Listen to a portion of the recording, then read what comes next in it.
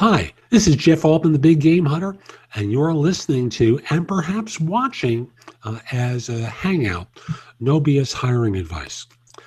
This is a time where I like to spend some time talking with you about some element of staffing, hiring, recruiting, because I believe that hiring staff doesn't have to be as hard, difficult, painful, or take as long as it does.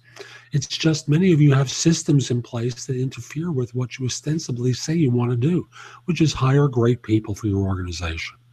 Now, most of the time, I'm talking with you about my opinions about job search.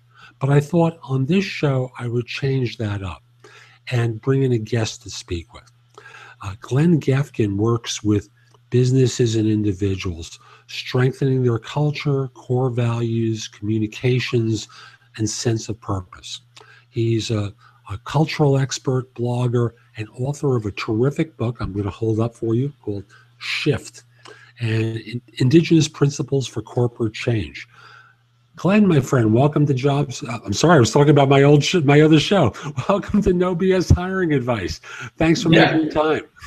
Yeah, thank you for inviting me. Pleasure to be on your show. Thank you. And I want to acknowledge right off the bat that, I've got strong opinions about fit and how organizations try to hire for fit, which I don't think they're capable of doing it in the way that they do it. And to define what I see happen most of the time, a hiring manager is looking for someone who fits. But unfortunately, because there are no objective measures that are being used to evaluate people, most of the time fit translates into, hey, he's really good, or I think I like her. And as a result, individual biases that a manager might have or an HR person might have get institutionalized within an organization. So that's my bias. I want to acknowledge that up front. And how does culture work into this fit notion? Does it fit in at all? Yeah. I use fit as part of the definition. Sure. Well, I think the way that you characterized fit kind of almost answers the question in and of itself, in the sense that the context of what that means is kind of vague. And it can really vary to the individual, to their own personal tendencies and proclivities, for example. Culture is really about values more than anything else. So when I say hire for culture, I'm really saying hire for values. So that means that you have to first, as an organization, you have to have established what your values really are. And what I mean by that is, what are the overarching values that are held in common within an organization? And so there are many companies out there, large companies, medium-sized companies, and so on. You can go to their website and you can see where it says something like, we're all about trust and respect, integrity, and yada, yada, yada. But what I'm getting at with regard to values is a company needs to do more than just say, we're all about integrity and respect and so forth. Because, of course, everyone's going to say that, right? What core values really are about is they're about the personalized, the unique expression of what does integrity look like for a particular company? What does valuing customers look like for a particular customer, for a particular company? What does trust look like? What does compassion look like? What does evolution look like? And I could go on and on about all kinds of different values that companies establish. For example, the work that... I'm going to interrupt you for a second just to make sure I understand how you're defining it. Yeah. And it sounds like the way you're presenting it is the translation of the mission of the organization into day-to-day life. Do I have that right, or do you want to correct me in some way? That's a pretty good way of saying it. The only thing I would add is just to say that it's a personalized way of expressing value. For example, one company that I recently worked with to help them develop their core values, they wanted to have a core value. One of them was innovation. And so they wrote this statement that was like, we're not just out of the box, we crush the box. And that statement was kind of like expressed some of the sort of the verve and the sassiness of the particular culture of that company. So it said they were about innovation, but it really kind of played out to their unique personality. And so it's a process of really developing core values. It's not just something where the CEO says, here's a list and this is what we're about. It needs to be very collective. It's an ongoing process. Once they're really developed in such a way where they're collective, where everyone feels like they're part of the development of those core values, then you inculcate them into your organization. You don't just put them in a shelf, or in a drawer, which does happen. Plenty of organizations that will hire consultants and have them come in and do a whole process and develop core values, and then they're like, okay, this is great, here's our core values, and then they don't do anything with them. So even just putting them on your website isn't enough. Putting an employee manual, that's great, but not enough. You got to actually talk about them. You got to include 10 minutes in the beginning of a staff meeting, for example, where you say, hey, core value number 4, let's talk about it. Do we feel like we're doing a good job with this core value? Where are we falling short, or actually do we feel like we're doing really good at this? Is this like one of our strengths? Let's talk about it for 10 minutes before we get on to the rest of our business. So we encourage people to keep the values alive so that they're not just sort of beautiful platitudes that are hanging out there that sounds good on the website, but it's something that people are really engaged with on a regular daily basis. So they're living in the organization. An organization that has a congruent expression of their core value, that's consistent between, the plaque up on the wall and its behavior. Right. How does that wind up affecting or benefiting them from a hiring perspective? How does that work for them there? Very significantly, actually. I mean, this is like I wrote a blog about it. It's like the core values. It's like the moat that surrounds your hiring process. You filter everyone through those core values, and it has a greater, more powerful degree of ensuring that the people that come into your organization are going to be consistent with the culture that you actually desire and aspire toward.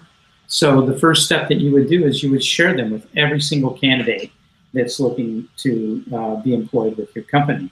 And then when they come in for an interview, you have a very open conversation with them about it. Certainly you would go through your questions of behavioral scenarios and how would you handle this and so on. And those are always, very important questions to ask. But then also to just say, hey, have you read the core values? What'd you think about them? What can you say about them? Do you have a favorite? Do you not like them? Ask them some open-ended questions and get them talking. And so say somebody says, oh, I like core value number 6. Oh, can you maybe think of an example of when you might have been challenged in your career with whatever that core value might be about? And tell us about it. And to really get people talking about the values and looking not just for the words, because of course, hiring managers, they're always looking for are people really being authentic? Are they just telling me what I want to hear? Are they really being authentic? But core values is like one of those things that gives a person interviewing, I feel, a more accurate way of seeing through to a person's authenticity. Because if they're really excited about those values, you're going to feel it. It's going to be palpable. So often what we find with companies when they switch over, when they develop their core values and switch over to start interviewing based on core values, they find candidates that say, I've been looking for a company like this for a long time that really embodies these kind of values. I would really be excited and honored to work for your company. Like we hear things like that from our clients that we work with. It elevates the whole conversation to a level that's a little more heart-based. Does it work with staff of all levels? Because I'm a boomer, and I'm not 20 anymore. Let's put it that way. Yeah. And the impact of all this that I read and I experience is that this is attractive to millennials and whatever that generation is beneath them. They're still very much immersed in wanting to work for organizations where they can make a difference. So I get values in that environment or with that population. But I also think in terms of older ones and how often, with rare exceptions, and obviously there are exceptions, that the value of the corporation is let's make the most amount of money fastest, and we want people who will dive right in and get immersed in that culture, the culture of the mercenary or the culture of the of profit, and not really challenge us from an emotional space. So I'm just curious whether in your work or in the work of others that you follow, you see that this works across the board. That's a pretty deep question, Jeff.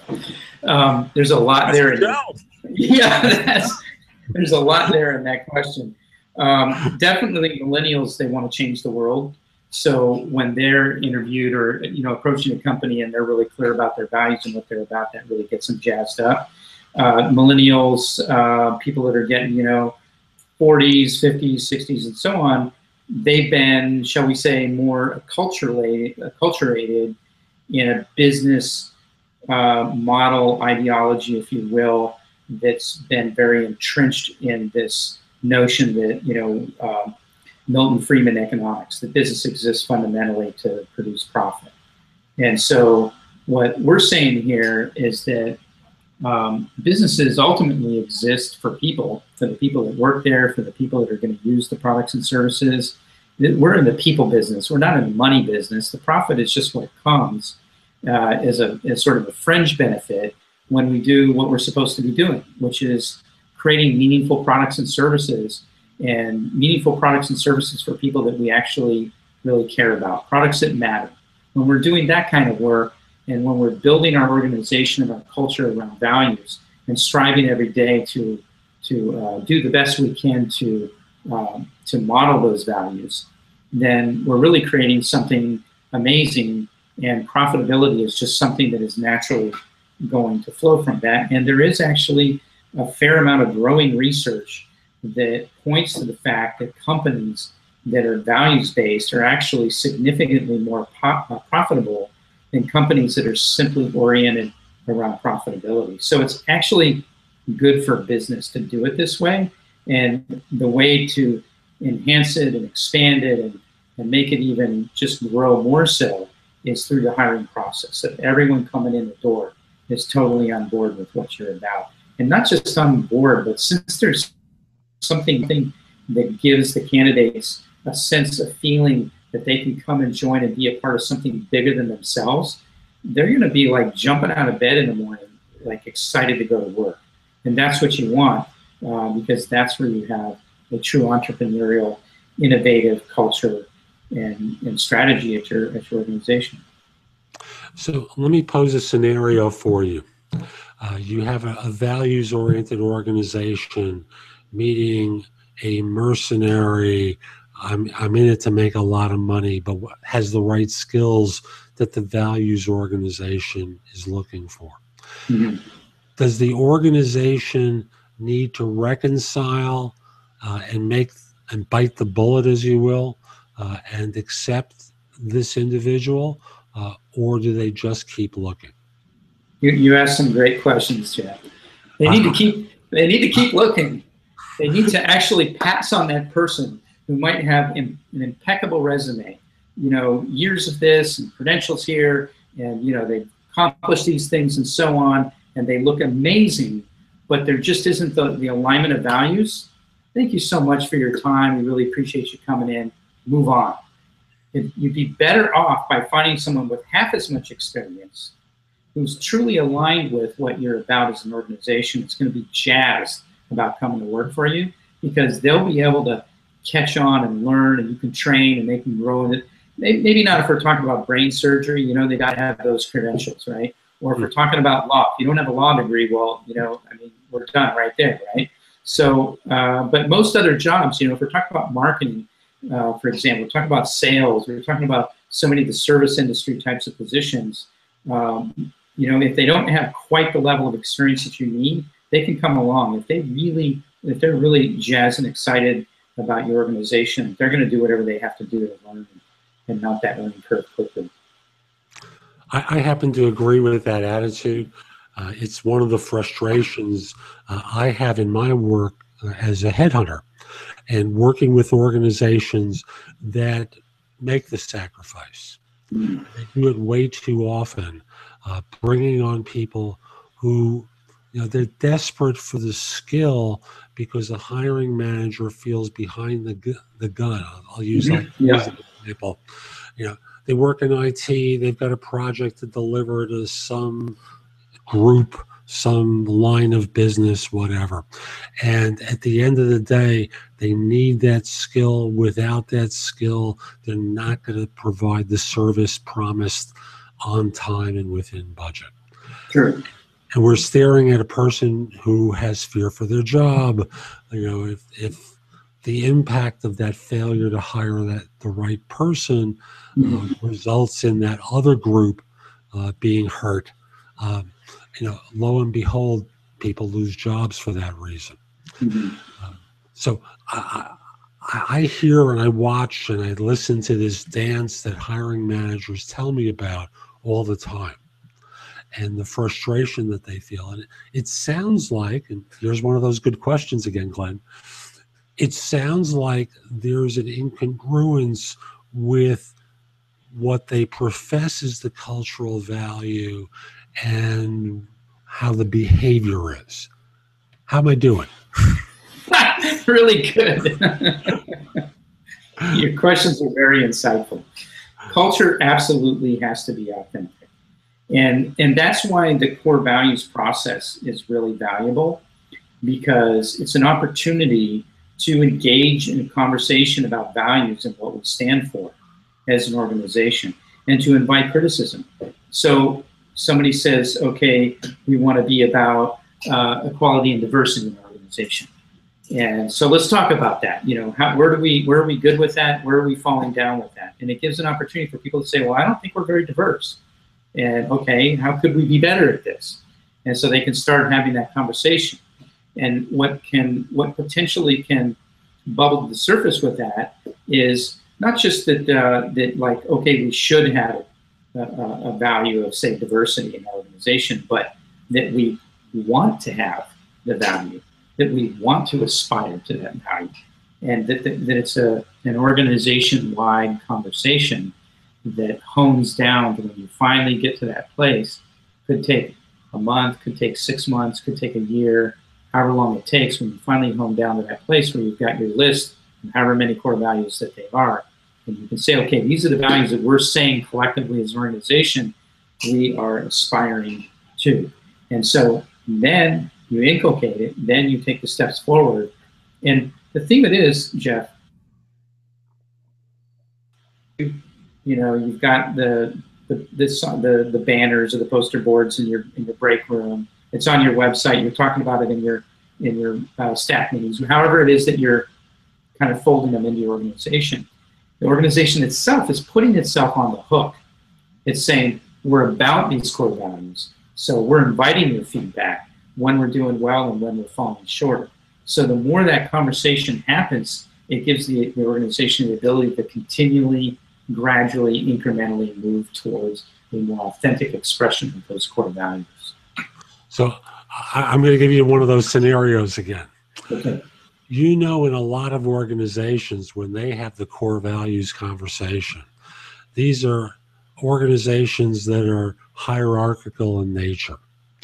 So they go off, the management goes off on retreat, they play some golf, they meet in a conference room for a few hours in the morning, maybe they get together for dinner, and they actually do some business where they discuss core values. And then they come back and say, good news, we've got core values. Hosanna!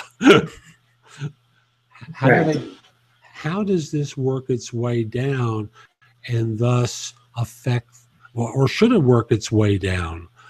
Or I know the ideal is everyone's collaborative in the discussion, but my experience is that isn't how it works. Yeah, no, it's not. And I was involved in one very large corporation that hired in a bunch of consultants. This was at the time, I think the company had over 4,000 employees, and they did these group meetings all throughout the company in the different regions. It's all over the country, and like anyone who wanted to could join these meetings. And we did a little thing with Post-it notes where, you get little groups and you write your things in the Post-it notes and it goes up on a board, and then, you kind of each group meeting over about 2.5 hours, you kind of filter it down. You've got your values, and then you might have 40 or 50 of these different meetings going on around the company. And then those all get filtered down and coalesced together. And then some, like 3-4 weeks later, you're in a big auditorium, and now it's the, you know, it's the top leadership on a stage taking what they feel is the crystallization that's come from the organization. And then they just sort of, in this instance, they just took it and rearranged it the way they wanted and changed it the way they wanted and said, okay, there's our core values. And everybody walked away kind of scratching their head like, I don't think that's what we were talking about. You know, so there was no like kind of alignment between upper management and shall we say, the rank and file. So, you know, the way we advise to do it is actually sort of a 3-step process. One is the upper leadership does definitely have to establish authentically what they would like them to be, and then so does the rest of the company. And then you see how they meld together and where they don't. And where they don't is, I mean, that process, this process itself can be really healing for an organization to see where the disconnect is. What are the people saying? What are the leadership saying? The larger organization is, the more they tend to be disconnected. So this process of putting these things together has an opportunity to provide some major insights and healing in the organization.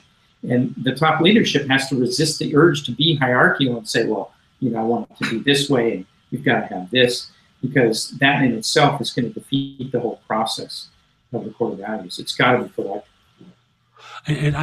And folks, I've been spending a lot of time talking about this core values process rather than the hiring process, because I think there's work that needs to be done before this is applied into recruiting and hiring. So yeah. I've been spending the time talking with Glenna Bet the remediation process. How do you bring core values into your firm? Because the hiring process is pretty easy. Hi, these are our core values. What do you relate to? Where would you struggle with them? And you know, opening the conversation up as part of the interview process. Do I have that one right too? Absolutely, yes. Cool. So I want to investigate something with you. I promised that my role was going to be the curious one. Okay. When we talked before the show.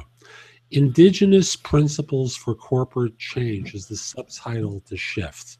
Yeah. How did you become interested in Indigenous peoples and learn their principles? What's your background? I've married into Indigenous families twice now, and separately was adopted into a Navajo family in early 2002. Starting from about 95, I began an immersion into Indigenous culture. 97, I was invited into the ceremonies, and I was living in Southern California and taking a lot of trips out to Arizona and New Mexico on the Navajo reservation.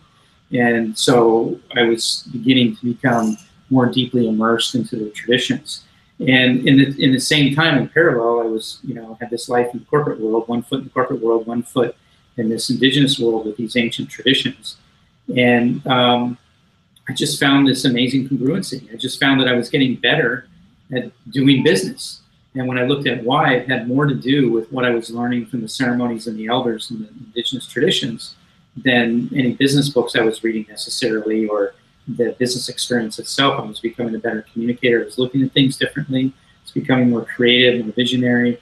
And I was much calmer. You know, it's much like in more of a kind of a serene place about how to approach things and the whole process. And so I just got this kind of crazy notion that there was something of value from Indigenous culture into business, and I kind of kept it to myself for a number of years before that book just sort of needed to come out. And what it really is it's about returning to original values, because really all of us, even those of us that are, you know, shall we say Anglo, everyone is Indigenous. If you go back far enough in our lineage, all of us at one point in time, our ancestors lived in an Indigenous way, which means living in connection with nature, in balance and harmony with nature, in a tribal society where everyone works for a common good, which, by the way, is very much like a company. When we all work for a company, we're all working, for, theoretically anyway, for the same goal. We want the company to be successful. And we have a particular vision around that company that produces something, whether it be a product or a service. This isn't much different than a tribe, for example, and how it exists. And there's some very important aspects to Indigenous culture which lends profound value for our modern society. And again, back to referencing Milton Friedman economics, I feel has really done a disservice to our broader modern culture in general. It's like when we say that business only exists or primarily or fundamentally exists to deliver profits, we're essentially diminishing ourselves. We're essentially saying that the only reason we go to work every day is to increase the numbers and the digits on spreadsheets somewhere, and that's it. And I don't think that's really it. I think really all of us, even the boomers, shall we say, who've been conditioned to a particular broader corporate culture over a long period of time, and it's kind of ingrained in their thinking. I think if you get deep enough into 99% of the people that are in the business world, you will find that they would really much rather be about values. They would much rather be involved in producing a product or service that matters, that's important, that's meaningful, that uplifts people's lives or gives them some greater convenience or benefit or efficiency, or something that they can come home with at the end of the night and feel good about the work that they did. People want that. But when we're continually being inculcated with this value system of profit is king, then we keep diminishing what we're doing. And so in that diminishment, it's sort of like, as people say, it's like kind of soul crushing. So Indigenous society, on the other hand, everything is about intention and purpose. There's a lot of people nowadays get very excited, somewhat romantic about being a part of Native American ceremonies, for example. They want to come and they want to know, oh, what does this mean? What does this represent? Because it seems so beautiful and colorful and lyrical, the way these ceremonies are conducted. And, we explain these things to newcomers and, what the protocols are and what they're doing and why and so on. But the point that's actually more important than simply knowing at this point in the ceremony you do this or that is that everything in the ceremony is intentional, and it's not about the ceremony, it's about practicing intentionality. So we can take that out into our life and be intentional about everything that we do in our life. Like, for example, what's one of the most spiritually nourishing things a person can do, which is to nourish an infant. The feeding, the bathing, the clothing, every aspect about it, when it's done with purity, it's done with pure love. It's like every action, even changing a diaper, powdering and everything, it's all with love. I mean, we wouldn't enjoy doing that to each other as adults, but to a baby, it's like really different. It's very intentional. So it becomes almost like a spiritual practice for mothers and even fathers to do these sorts of things. And so Indigenous culture teaches us these things: the way you prepare a meal, the way you walk, the way you dance, the way you work, that you're intentional in your work, that you're thinking about what's the purpose, who's going to be receiving the benefit from this product I'm making or this service I'm doing, and what's the experience I want those people to have from that product or service. I want to better their lives, to train ourselves to be intentional in this way. So that's just kind of like one aspect of Indigenous culture that has very profound implications for how to do business in a very meaningful way. And interestingly, I just want to interject and say, organizations that are committed to operating at an elite level, people who are committed to conducting themselves at an elite level, all ascribe to these principles.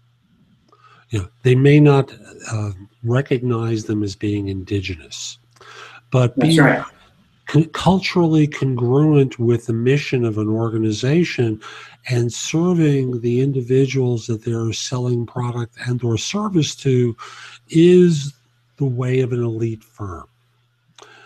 And as a result, from a hiring perspective, because I want to bring it back to that, finding individuals who will fit in with that culture becomes paramount. And I think the one thing that may be hard for individuals to pick up on is developing the language to express it well, because the organization may have taken the time to work on this, but the individual may struggle with the vocabulary to express them well, because unfortunately these days it's atypical. Is that what you're hitting the nail on the head. Seth Godin Tony Hsieh, Gary Hamel, Simon Sinek, you know, and so many other thought leaders out there, Jim Collins, all these things that they're writing about, speaking about, talking about, they actually are incorporating Indigenous values into what they're writing about. They just don't really know that they're Indigenous values, but they are.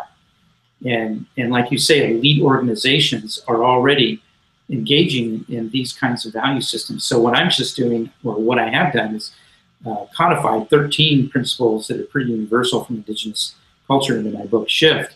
And then my wife and partner and I, and she's Indigenous, and we do workshops and we do mentoring and coaching and so on with people to help them to integrate these value systems into their business and using core values to do it. And you also touch on a really important point, Jeff, which is the vocabulary. It's like people change their majors in college like 2.5 times on average, you know, undergraduate students nowadays. And very little time and attention is actually put into making those decisions. It's kind of random almost. It's like, oh, I don't know, I'll do this, or I'll try this, or next semester I'm going to change my major to that. But they don't actually have courses on discovering their purpose and what they're really internally driven to do. So we don't really have like a vocabulary in our society. It's not taught in the school system. It's not taught in high school or college or grad school about purpose, about values. We don't have a general vocabulary around that, which is why engaging in a core values process is so critical for the success of a long-term sustained success of an organization, because the ongoing conversation of core values is going to help everyone, leadership all the way down, to develop that language. Glenn, we're coming up on the end of our time with one another. Is there anything that in my lack of skillfulness I haven't covered that you want to make sure everyone knows today?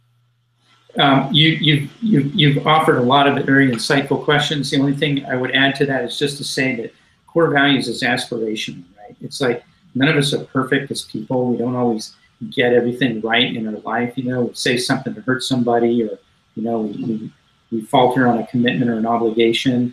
Well, companies are the same thing. You know, they're not perfect. And if you establish those core values thinking that, okay, we have to perfectly adhere to them, that isn't going to happen. Rather, what you do is you say, these are the core values that we aspire to. And we're going to have the courage to communicate this out to the world, that this is what we're about, and we're going to do our best every day to move towards that ideal of those values. And probably be honest enough to admit failings at times in aligning behavior with core value, which in this day and age, if someone makes a mistake, man, they get lambasted. We understand why, because people are hurt. They feel disappointed. They feel dismissed. They feel violated. You know, we both live in a town where, you know, some guys, shall we say, did some inappropriate things on their blog. And at the end of the day, you know, a lot of people were hurt and disappointed, and, you know, the impact was painful. So I understand the aspirational quality, and it's tough in our culture for people to forgive, and I'm not saying forget, but to forgive. Yeah, that's a very good point. Thank you. The book is Shift, Indigenous Principles for Corporate Change. Glenn, how can people find out about you, the work that you do? How can they best reach you? My website for my wife and I is balancedis.com, so BALANCEDIS, balanced, where the D is.com. And I have a blog there. It's called the Heart and Mind blog, and it's all about integrating heart with the mind, which is very much an Indigenous concept itself. So they can sign up on my blog. And Maria also writes a blog called Transcending Single Stories, which is about transcending the stories that limit us. And we do occasionally have workshops that we offer. We've got mentoring programs. We can come into companies and do core values processes with you and help you to develop those, to suss them out, and have them be really unique and contain a lot of energy and authenticity for your organization. Super. Glenn, thank you. And folks, we'll be back next time with more No BS hiring advice. I'm Jeff Altman, the Big Game Hunter, and if you'd like help with finding people for your organization, reach out to me by email or phone. My email address is jeffaltman@thebiggamehunter.us. My phone number is 646-374-8656. I have also a lot of information on my website, which is, of course, thebiggamehunter.us. There's stuff there that you can watch, listen to, or read that will help you be more effective with your recruiting process. It will also, if you're a job hunter, help you with your job search as well. So, forgot to mention, if you like the show, subscribe in iTunes. Be one of the people who follows the show in iTunes. Give it 5 stars and a great rating. We'd really appreciate it. It'll help other people discover the show. I'm Jeff Altman. Take care.